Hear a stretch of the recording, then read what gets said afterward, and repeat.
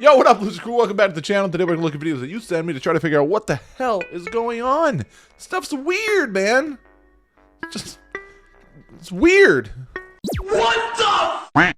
The Pope just announced the one world religion. That's right, one religion for the entire planet. And here's where it gets crazy. The Vatican is in panic mode, even altering the Pope's words to change their meaning. So what's really going on? Well, by the end of this video, you'll understand everything. See, Christians have feared the idea of a one world religion for centuries. Trust me, I used to be a Christian. It's seen as demonic, evil, and a sign of the Antichrist. But should we really be afraid, or could this be something entirely different? Let me tell you exactly what the Pope said. All religions are paths to God. Now, of course, the Vatican freaked out and quickly edited his words to say religions are seen as paths trying to reach God. Now, it sounds small, but it's a massive shift in meaning. This idea of a one-world religion isn't about forcing everyone into the same belief system. It's about realizing that deep down, all religions can share the same core truths. The Pope even said they're like different languages that express the divine. So is this something sinister or a step towards unity? What do you think?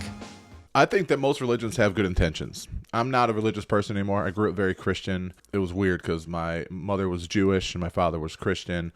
And then later on in my life, my mom got very heavily involved in witchcraft and I became an atheist, and it's just, I've been all over the place, right? And then I got really interested in ancient religions and mythology, and just kind of, from everything I see, there's a lot of similarities across all religions since like the beginning of time, at least the ones that I've studied and looked into. Not all of them are perfect, obviously. Some of them are a little more malicious than others. Some of them are more forgiving than others. But overall, I think that a lot of the core values in all religions are fairly positive, or at least try to be. I think there are really good lessons. But as far as having one world religion, I'm not sure that that would be the greatest idea, because who's to say which one is correct? The Optimus robots will walk among you. A robot with arms and legs instead of a robot with wheels. And we've made a lot of progress with Optimus. And as you can see, we started with someone in a robot suit, and then we've progressed dramatically year after year. You're really going to have something spectacular, something that anyone could own. So you can have your own personal R2-D2 C-3PO, buy an Optimus robot for, I think, probably $20,000 to $30,000 once in. Do anything you want. I'm not going to say that I don't find it terrifying that we could have fully autonomous robots living among us, but at the same time, it would be really cool too. I mean, people are obviously going to try to fuck them, right? Like, that's what most people are going to want. They're going to want them to do their dishes. They're going to want them to watch the kids. They're going to want them to cook them dinner, and then they're going to want to fuck them. I mean, we're humans, right? We like to fuck whatever we can, alien or not, robot or not. But as terrifying as the advancement of technology could potentially be, I am all for it. I love it. I grew up in an age where we didn't have computers in our house. We didn't have cell phones. We didn't even have caller ID when I was a kid. Like, you didn't know who was calling. You just had to pick up the phone, and if it was somebody you didn't want to talk to, whoops, one phone in the house, and your parents could be listening in on the other line when you're talking to your friends. So we've come a long way. I'm all for it. It has its ups and downs, obviously, as social media does. We've given basically everyone a platform, and that's not always the best thing in the world. Not everybody deserves one. We all have a right to one, but not everybody deserves one. And I think it's kind of the same with technology, advanced technology. Like, we have to be careful with who we allow to, advance us in those areas, which it kind of sucks because not everybody has the ability to, not everybody has the means or interest to, or the resources to. So at this point, we kind of just have to accept whatever we can from whoever is taking the time and investing the energy and money and resources to developing it. I mean, we don't know if it's the right person for the job until it's too late. So let me know what you think.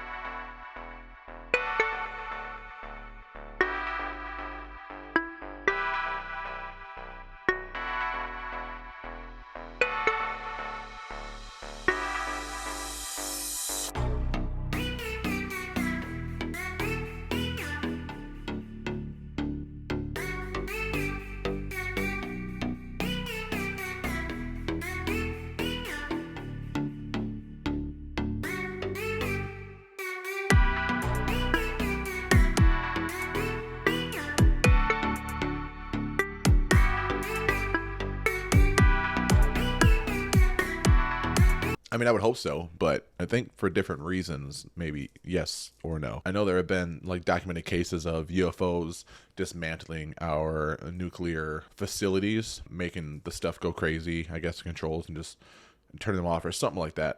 I remember hearing or seeing a few times over the years. But I also heard not just aliens from like outer space, like coming to, stop us, save us from ourselves essentially, but also that the nuclear event of like a huge bomb screws with the fabric of space-time, and it actually affects other dimensional beings as well. Just because it affects things on a molecular level down to the atom, interdimensional beings could be interfering and stopping us from just screwing things up for everybody. So it's not necessarily a selfless act of them intervening. They're kind of just saving themselves, and they're just put like, you guys are idiots, like stop, like quit it, like slapping us on the wrist, right? Like breaking up a school fight.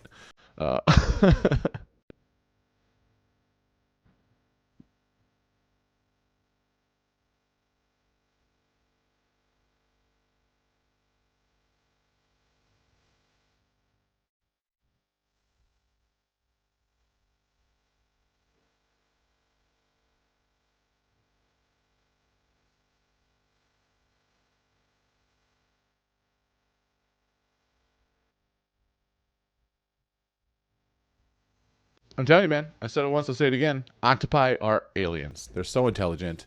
If they had our bodies and could survive on land, like they would probably take over the world. Honestly, they're from Mars, maybe somewhere. They're from somewhere they're from somewhere in the cosmos. But Octopi Mars, baby. Octopi Mars. That's what I'm saying. FYI, Octopi Mars shirt in the link below. Go check out the merch.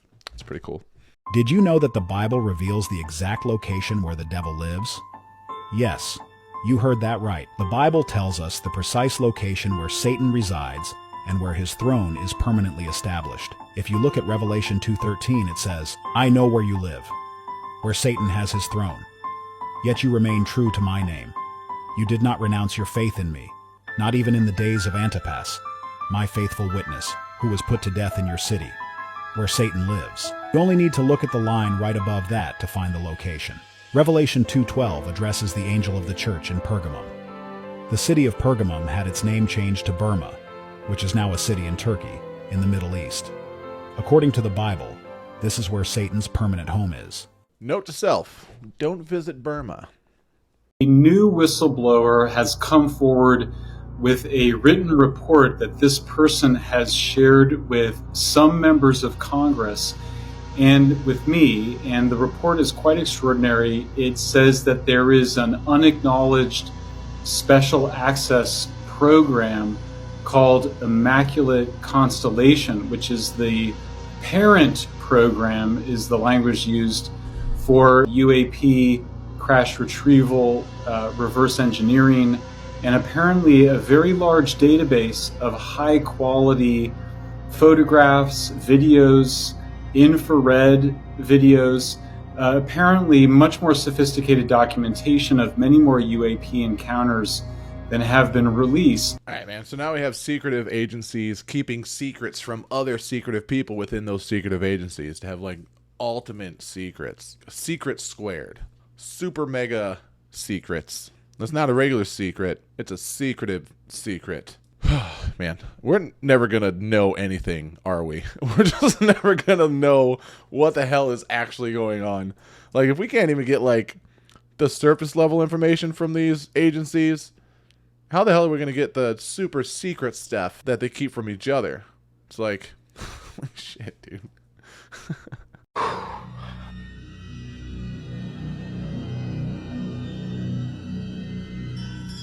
I've been notified of very specific and direct and detailed threats against my, as well as against anybody who may have information, assets, or contact with additional whistleblowers or individuals who are aware of this program.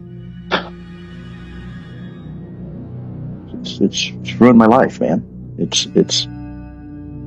Yeah, I've ruined my family's life. It's been terrible. I'm not going to cry on your shoulder, but, I wouldn't wish this on anybody. No way. Have you faced any retaliation or reprisals for any of your testimony or anything? on these lines. It was very brutal and very unfortunate, some of the tactics they used to hurt me both professionally and personally, to be quite frank.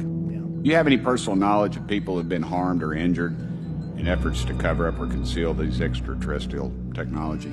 Yes. Personally. What could that secret be? Indeed. Fucking everything.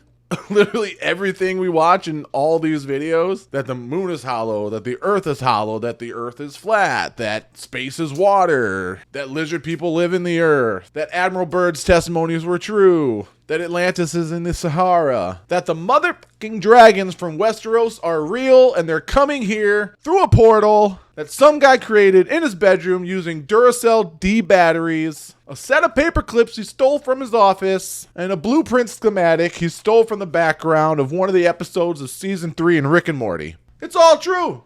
And they can't tell any of us any of it. But honestly, who knows? I mean, honestly, who knows? I mean, we all know, like, whatever they tell us is just a very small fraction of what's true, mixed in with a bunch of fake shit to discredit the real stuff they tell us. I mean, that's how it's always been. And even the real stuff, even the little bits of truth sprinkled on top are just like very dumbed down versions, very surface level knowledge that they have way more insight on. Just enough to make us feel like they're telling us stuff without really telling us anything. So who knows, man? Who knows? Because I sure as hell don't. Do you? Do you? Do you know? Do you freaking know? You know and you're not telling me? You better tell me if you want to.